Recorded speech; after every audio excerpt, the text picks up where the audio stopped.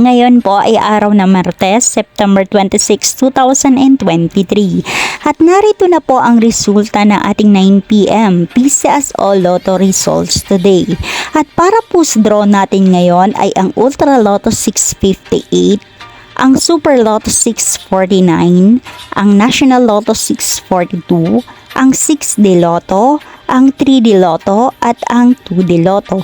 Para po sa mga bagong nanonood, huwag niyo mong kakalimutan mag-subscribe sa aking channel at pahit na din po ako na notification bell para updated po kayo lagi sa aking mga bagong upload.